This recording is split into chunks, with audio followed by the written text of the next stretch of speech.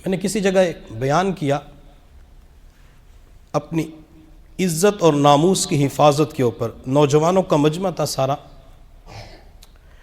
جب بیان کر کے فارغ ہو گئے تو تقریباً 2-3 گھنٹے کے بعد کسی نوجوان نے فون کیا اسی علاقے سے، تو اس نے کہا کہ حضرت میں فلاں علاقے سے بات کر رہا ہوں، آج آپ کا بیان سنا، بیان آپ نے اچھا کیا لیکن آپ نے بیان سیکسی کیا ہے،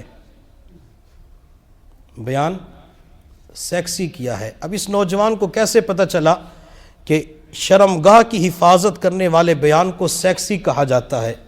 میں کسی کا دل نہیں دکھانا چاہتا، میں صرف بتلانے کے لیے آپ کو عرض کر رہا ہوں۔ جب انسان انٹرنیٹ کے اوپر مختلف قسم کی ویب سائٹس کو دیکھتا ہے تو SEXY ترجمہ آپ سمجھ جائیں گے، وہاں پہ جب اس کو کھولتا ہے تو اسے پتہ چل جاتا ہے کہ اس کے اندر کتنا گند بھرا ہوا ہے، یا XXX کو جب داخل کیا جاتا ہے تو پتہ چل جاتا ہے کہ یہاں پہ کتنا گند بھرا ہوا ہے۔ وہ نوجوان، اس کو کیا پتہ، بھی شادی نہیں ہوئی لیکن شادی سے پہلے ان چیزوں کو جانتا ہے کہ ان چیزوں کو بیان کرنا سیکس کے اندر چلا جاتا ہے۔ یہ سیکس کے اندر نہیں جاتا، یہ جس انسان کے اندر بیماری ہوتی ہے، جب اس بیماری کی نشاندہی کی جاتی ہے، اس بیماری کی تشخیص کی جاتی ہے، اس وقت انسان کے دل کے اوپر چوٹ لگتی ہے کہ یہ تو مجھے نشانہ بنایا گیا ہے، یہ بیماری تو میرے اندر پائی جاتی ہے۔ جب مریض کی بیماری کی نشاندہی کی جاتی ہے تو بعض مرتبہ مریض اس نشاندہی کے اوپر پریشان ہو جاتا ہے۔ اس لیے میں نے اس نوجوان سے کہا کہ میرے بھائی، میں آپ کو ناراض نہیں کرنا چاہتا، آپ آج آئے ہیں، اگلے مہینے بھی بیان کے اندر آنا، اس کے بعد بھی آنا، لیکن آپ کے اندر یہ مرض پایا جاتا ہے، آپ کسی کے ساتھ اس گناہ کے اندر مبتلا ہو چکے ہیں۔ میں نے اس نوجوان سے اگر آپ ناراض نہ ہو تو آپ تھوڑی دیر کے بعد خلوت کے اندر بیٹھ کر اپنے گریبان کے اندر جھانک کر اپنے ضمیر سے پوچھنا، آپ مجھ سے نہ پوچھیں، آپ اپنے دوست احباب سے نہ پوچھیں، آپ خلوت کے اندر بیٹھ کر صرف 2 منٹ کے لیے اپنے گریبان کے اندر جھانک کر ضمیر سے پوچھنا، کیا میں اس گناہ کے اندر مبتلا ہوا ہوں جو بیان آج مسجد کے اندر کیا گیا ہے؟ تو نوجوان کہنے لگا، حضرت آپ تو خلوت کے 2 منٹ کی بات کرتے ہیں، میں آپ کو فون کے اوپر اپنا راز ابھی بتلا دیتا ہوں کہ میں اس گناہ کے اندر مبتلا ہو چکا ہوں، مجھ سے یہ گناہ سرزد ہو چکا ہے۔ تو میں نے کہا پھر آپ یہ کیوں کہتے ہیں کہ آپ نے بیان سیکسی کیا تھا؟ تو اس نے کہا جب یہ بیانات ہوں گے تو نوجوان اپنے آپ کو بچائے گا، جب اس قسم کے بیانات ہوں گے تو عورتیں اپنے آپ کو بچائیں گی، پھر ہمارے لڑکیوں سے دوستیاں کرنا مشکل ہو جائے گا۔ اور مجھے اچھی طرح یاد ہے، ہمارے پاس اعتکاف اس مسجد کے اندر ہوتا ہے، ایک ساتھی اعتکاف کے دنوں میں یہاں پہ آتا، زندگی تبدیل ہو جاتی تھی، حتیٰ کہ اعتکاف کے بعد بھی بیانات پہ آتا تھا، چند ہفتوں کے بعد بیان پہ آنا چھوڑ دیا۔ تو میں نے کسی ساتھی کے ذمہ لگایا کہ فلاں دوست بیان پہ نہیں آ رہا، تو کہنے لگا مولانا صاحب نے ایک بیان کیا تھا، اس بیان کو سن کے دل کے اندر لڑکیوں کی اتنی نفرت بیٹھ گئی کہ کسی لڑکی کے ساتھ محبت نہیں کرنی، لیکن میں نے تو کالج کے اندر جانا ہوتا ہے، لڑکیوں کے ساتھ محبت کرنی ہوتی ہے۔ جب مولانا کا بیان سنتے تو لڑکیوں کی نفرت دل کے اندر بیٹھ جاتی ہے اور میں لڑکیوں کو چھوڑ نہیں سکتا۔ کتنے دکھ اور افسوس کی بات ہوتی ہے۔ تو ان بیانات کو معاشرے کے اندر بیان کرنا ضروری ہوتا ہے، اگر یہ بیان نہ کیے جائیں تو بعض مرتبہ گناہ کا پتہ بھی نہیں چلتا۔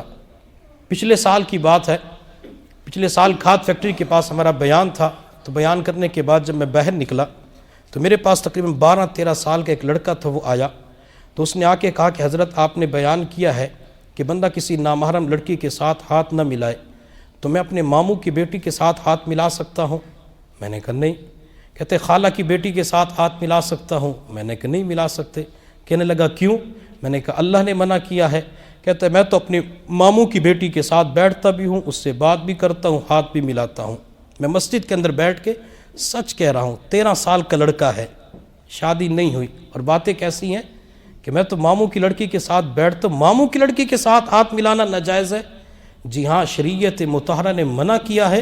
شریعت مطہرہ بندے کو جہاں پہ روک دیتی ہے، بندے کو وہاں پہ رکنا چاہیے۔ یہ جمعے کے دن کی بات ہے، میں نے جمعے کے دن مسجد کے اندر بیان کیا شمس آباد میں، لے پالک بیٹے کے اوپر، کہ اگر بندہ جس کی اولاد نہیں ہے وہ کسی سے بیٹا لے لیتا ہے، بھائی سے بیٹا لیتا ہے، یا بہن سے کوئی بیٹی لے لیتا ہے، یا کسی پڑوسی سے دوست سے بیٹا لے لیتا ہے کہ ہمارے گھر کے اندر تو اولاد نہیں ہے، چلو بچوں کے ساتھ کھیلتے رہیں گے، تو حضور صلی اللہ علیہ وسلم نے ارشاد فرمایا بندہ کسی کا بیٹا لے لیتا ہے، والد کی نسبت اس بیٹے کی طرف کرتا ہے تو اللہ تعالیٰ اس کے اوپر جنت بھی حرام کر دیتے ہیں، جنت کی خوشبو بھی حرام کر دیتی ہے۔ بیٹا کسی اور کا ہے، مثال کے طور پہ میرا نام عامر ہے، یہ محمد اعظم ہے، قاری صاحب بیٹھے ہوئے ہیں، میری اولاد نہیں ہے، میں قاری صاحب سے کہتا ہوں کہ آپ مجھے بیٹا دے دیں، میں قاری صاحب سے بیٹا لے لیتا ہوں، اسے پالنا شروع کر دیتا ہوں۔ جب بچے کو سکول کے اندر داخلہ دلواتا ہوں تو وہاں استاد پوچھتے ہیں، ہیڈ ماسٹر پوچھتے ہیں کہ بچے کے والد کا نام کیا ہے، میں کہتا ہوں اس بیٹے کے والد کا نام عامر ہے۔ جب میں شناختی کارڈ بنواتا ہوں تو وہاں بچے کا نام لکھواتا ہوں کہ بچے کا نام یہ ہے، اس کے والد کا نام اعظم نہیں عامر ہے۔ تو میں نے سچ بولا جھوٹ بولا؟ جھوٹ بولا۔ کیوں؟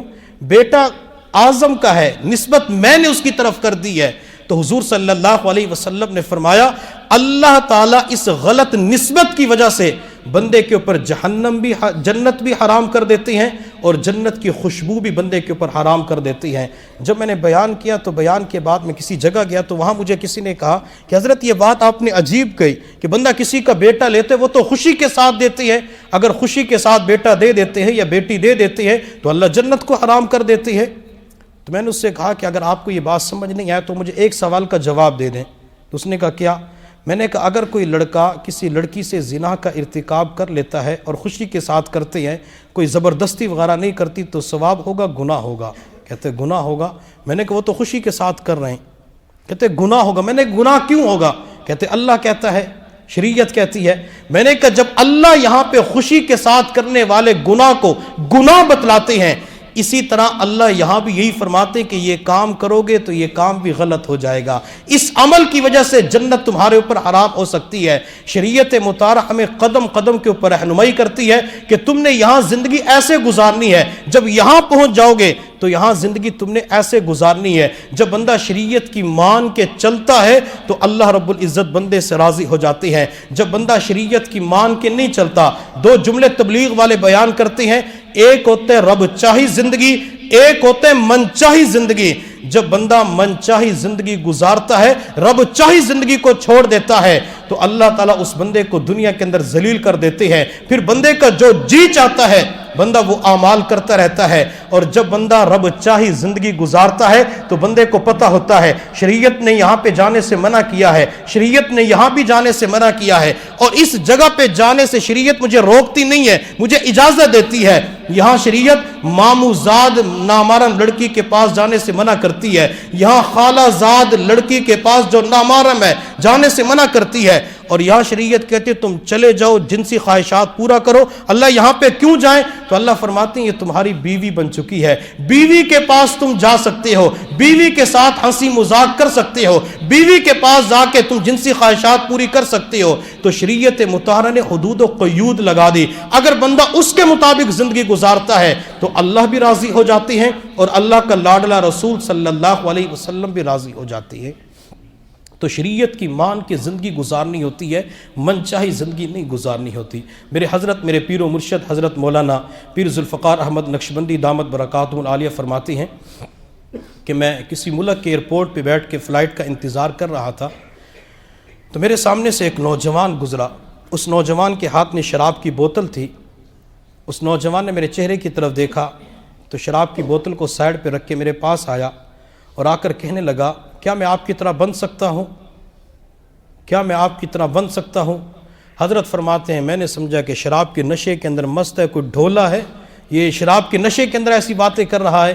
تو میں نے اس نوجوان سے کہا کہ آپ تو مجھ سے بھی اچھا بن سکتے ہیں، یہ اللہ والوں کی اخلاق ہوتے ہیں کہ آپ تو مجھ سے بھی اچھے بن سکتے ہیں۔ تو نوجوان کہنے لگا میں آپ سے اچھا بن سکتا ہوں، میں تو برا ہوں۔ پھر نوجوان کہنے لگا حضرت میں آپ کو اپنی زندگی کا نچوڑ چند جملوں کے اندر بیان کرتا ہوں، جو میرا جی چاہتا ہے کھاتا ہوں، جو میرا جی چاہتا ہے وہ کرتا ہوں، جو میرا جی چاہتا ہے میں وہ پی لیتا ہوں۔ گویا کہ یوں کہا کہ میں شراب بھی پیتا ہوں، جب جنسی خواہشات ہوتی ہے تو اسے جہاں جی چاہتا ہے وہیں پہ پورا کر لیتا ہوں، اور جب جی چاہتے خنزیر کا گوشت بھی کھا لیتا ہوں، دوسری چیزیں بھی کھا لیتا ہوں۔ تھا وہ بندہ مسلمان لیکن غیروں کے پاس رہ کر ساری چیزیں اس کے اندر سرایت کر چکی تھی۔ پھر کہنے لگا حضرت میں جس دفتر کے اندر کام کرتا ہوں میری ماہانہ جو سیلری ہے وہ $1,00,000 ہے، میرے دفتر کے اندر چاروں طرف لڑکیاں کام کرتی ہیں، میرے لیے اپنے آپ کو بچانا مشکل ہے، میرے پاس روزانہ نیا مہمان ہوتا ہے۔ تو حضرت نے فرمایا کہ میرے پاس بزرگوں کی طرف سے ایک امانت ہے، میں امانت آپ کے سامنے پیش کروں گا، آپ اس امانت کو میرے ساتھ پڑھنا شروع کر دیں، اللہ آپ کی زندگی کو بدل کے رکھ دیں گے۔ تو نوجوان نے کہا کہ حضرت وہ الفاظ وہ امانت کیا ہے؟ تو حضرت نے فرمایا کہ شراب کی بوتل سائڈ پہ آپ نے رکھ دی ہے، لیکن منہ کے اندر سے شراب کی بدبو آ رہی ہے، آپ صرف کلی کر کے آ جائیں، وضو وغیرہ آپ نے نہیں کرنا۔ نوجوان چلا گیا اور کلی کر کے حضرت کے پاس آیا، حضرت نے اپنے پاس بٹھایا، دور نہیں کیا، اللہ والے گناہ گاروں کو قریب کرتے ہیں۔ حضرت نے اس کا ہاتھ پکڑ کے اپنے ہاتھ میں لیا اور اسے توبہ کے کلمات پڑھا دیے۔ فرمایا کہ یہ میرے پاس مشائخ کی طرف سے نسبت ہے، امانت ہے، ان کلمات کی برکت سے اللہ آپ کے گناہوں کو معاف فرما دیں گے۔ حضرت نے فرمایا کہ میں نے توبہ کے کلمات پڑھائے اور اس نوجوان سے کہا کہ آپ نے یہ معمولات پورے کرنے ہیں، استغفار پڑھنا ہے، درود شریف پڑھنا ہے، قرآن کی تلاوت کرنی ہے اور 10-15 منٹ کا مراقبہ کرنا، اللہ کا دھیان دل کے اندر رکھنا ہے۔ حضرت فرماتے ہیں کہ میں اس نوجوان کو کلمات پڑھا کے معمولات بتا کے پاکستان میں آ گیا، میں نے پاکستان کا ایڈریس بھی دے دیا۔ 6 مہینے کے بعد اس نوجوان کا خط آیا، اس خط کے اندر نوجوان نے لکھا ہوا تھا، حضرت وہ جو آپ کے ساتھ چند لمحوں کی ملاقات تھی، اس ملاقات نے میری زندگی کی کایا کو پلٹ کے رکھ دیا، میری زندگی کو بدل کے رکھ دیا۔ اس دن سے لے کر آج تک 6 مہینوں کے اندر میری ایک مرتبہ بھی فجر کی نماز قضا نہیں ہوئی۔ اور اس کے ساتھ نوجوان نے ایک بات بڑی عجیب لکھی، وہ خط آج بھی مکتوبات فقیر کتاب کے اندر موجود ہے۔ نوجوان کہنے لگا، حضرت میرے چاروں طرف نوجوان لڑکیاں کام کرتی ہیں، جسم کے اوپر کپڑا بھی نہیں ہوتا، سینے کے اوپر کپڑا ہوتا ہے یا ناف کے نیچے کپڑا ہوتا ہے، جسم ننگا ہوتا ہے۔ میں نے 6 مہینوں کے دوران ایک مرتبہ بھی اپنے دفتر کے اندر بد نظری نہیں کی۔ جی ہاں، جب بندہ نیت کر لیتا ہے کہ میں نے اپنے آپ کو بچانا ہے تو اللہ تعالیٰ بندے کی حفاظت فرما دیتے ہیں۔ بندے کے لیے اپنے آپ کو بچانا مشکل ہو جاتا ہے۔ یہ عفت اور پاک دامنی کی زندگی ہم کیسے گزار سکتے ہیں؟ انشاءاللہ زندگی باقی رہی تو اگلے اتوار کو عفت اور پاک دامنی کی زندگی گزارنے کے چند اصول اور طریقے بیان کیے جائیں گے۔ اللہ رب العزت کی بارگاہ میں دعا ہے کہ اللہ تعالیٰ ہم عفت اور پاک دامنی کی نعمت عطا فرمائے اور زندگی گزارنے کی توفیق عطا فرمائے۔ وآخر دعوانا ان الحمدللہ رب العالمین۔ دعا کر لیجئے۔ سبحان رب العلی الوہاب، الحمدللہ رب العالمین والعاقبۃ للمتقین، والصلاة والسلام علی سیدنا محمد وآلہ واصحابہ اجمعین۔ ربنا آتنا فی الدنیا حسنۃ وفی الآخرۃ حسنۃ وقنا عذاب النار۔ اے کریم پروردگار، ہم تیرے عاجز و مسکین، فقیر، محتاج مسکین بندے ہیں، اللہ ہمارے حال پہ رحم فرما، اللہ ہمارے گناہوں کو معاف فرما، اللہ ہماری خطاؤں سے درگزر فرما، اللہ تمام لغزشوں کو معاف فرما۔ میرے اللہ جتنے مرد موجود ہیں یا مدرسے میں خواتین موجود ہیں، میرے اللہ ان سب کا چل کے آنا قبول و منظور فرما۔ میرے اللہ سب کو قدم قدم پہ اجر عظیم عطا فرما، اللہ خوشیوں بھری زندگی عطا فرما۔ اے کریم پروردگار، ہمارے لیے گناہوں سے بچنا مشکل ہے، اللہ تیرے لیے تو بچانا آسان ہے۔ اللہ ہم سب کو گناہوں سے پاک صاف زندگی عطا فرما، اللہ معصیت سے خالی زندگی عطا فرما۔ اے کریم پروردگار، کسی کہنے والے نے کیا خوب کہا، غم حیات کے سائے محیط نہ کرنا، کسی غریب کو دل کا غریب نہ کرنا۔ میں امتحان کے قابل نہیں میرے مولا، یہ مجمع امتحان کے قابل نہیں میرے مولا، ہمیں گناہ کا موقع نصیب نہ کرنا، اللہ گناہوں کے مواقع سے بچا لیجئے۔ میرے اللہ ہم سب کے لیے نیک بننا مشکل ہے، اللہ تیرے لیے تو نیک بنانا آسان ہے۔ اللہ یہ مرد بھی نیک بننے کے لیے جمع ہو چکے ہیں، اللہ خواتین بھی نیک بننے کے لیے جمع ہو چکی ہے۔ میرے اللہ آج تک کوئی بھی بندہ خود تو نیک نہیں بنا، اللہ تو نے نیک بنایا ہے، اللہ اس پورے مجمع کو نیک بنا دے، اللہ ان کے بچوں کو نیک بنا دے، گھر کی مستورات کو نیک بنا دے، اللہ دوست احباب کو نیک بنا دے۔ ایک کریم پروردگار گناہوں سے پاک صاف زندگی عطا فرما۔ اللہ بنی اسرائیل کے 100 بندوں کا قاتل جب نیکوں کی بستی کی طرف چل کے جاتا ہے، اللہ ابھی بستی تک پہنچ بھی نہیں پاتا، اللہ آپ اس کے گناہوں کو معاف فرما دیتے ہیں، اللہ مغفرت کے فیصلے فرما دیتے ہیں۔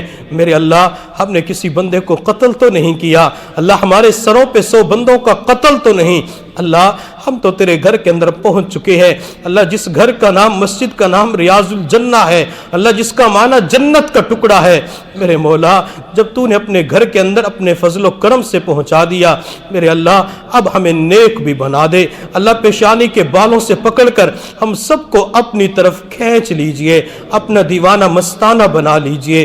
ایک کریم پروردگار جتنے بھی حضرات موجود ہیں ان کو، ان کے بچوں کو، گھر کی مستورات کو، بھائیوں اور بہنوں کو اللہ بے داغ جوانیاں نصیب فرما اللہ، عفت و پاک دامنی والی زندگی عطا فرما، عفت و پاک دامنی والی نعمت عطا فرما میرے اللہ، اس مسجد سے کسی کو محروم نہ فرما اللہ، یہاں سے کسی کو محروم نہ فرما میرے اللہ، سب کے آنے کو قبول فرما، اٹھے ہوئے ہاتھوں کو قبول فرما اللہ، سب کی دلی نیک تمناؤں کو پورا فرما اللہ، بیماروں کو صحت عطا فرما، شفائے کاملہ عاجلہ مستمرہ عطا فرما، ہسپتالوں عدالتوں کے دھکے کھانے سے محفوظ فرما میرے اللہ، کسی نے دعاؤں کے لیے درخواست کی ہے اللہ، ان کی پریشانیوں کو ختم فرما، مصائب و آلام سے چھٹکارا عطا فرما۔ ایک کریم پروردگار جن بچیوں کا قرآن عظیم الشان کا ناظرہ مکمل ہوا، حفظ مکمل ہوا اللہ، ان کے پڑھنے کو اپنی بارگاہ میں شرف قبولیت عطا فرما اللہ، جن معلمات نے پڑھایا ان کو ایک ایک حرف کے بدلے اجر جزیل عطا فرما، اجر عظیم عطا فرما۔ ایک کریم پروردگار ان تمام بچیوں کو قرآن کا عشق نصیب فرما، قرآن کی سچی محبت نصیب فرما اللہ، اپنا دیوانہ بنا۔ ایک کریم پروردگار جن کو تو نے اولاد کی نعمت سے مالا مال کیا ہے اللہ، ان کی اولادوں کو دین کی خدمت کے لیے، قرآن کی خدمت کے لیے شرف قبولیت عطا فرما میرے اللہ۔ چھوٹے چھوٹے بچے جو مدارس کے اندر پڑھنے والے ہیں اللہ موجود ہیں اللہ، ان چھوٹے بچوں کی وجہ سے اللہ ہماری دعاؤں کو قبول فرما اللہ، بچوں کی ہاتھوں کی معصومیت کی برکت سے اللہ ہماری زبان سے نکلنے والی ساری دعاؤں کو شرف قبولیت عطا فرما میرے اللہ۔ اس پورے مجلس کے اندر، پورے مجمع کے اندر جس بھائی جس عورت کے دل کے اندر جتنی بھی نیک تمنائیں ہیں اللہ، ان ساری نیک تمناؤں کو پورا فرما۔ وصلی اللہ تعالی علی خیر خلقہ محمد وآلہ واصحابہ اجمعین برحمتک یا ارحم الراحمین۔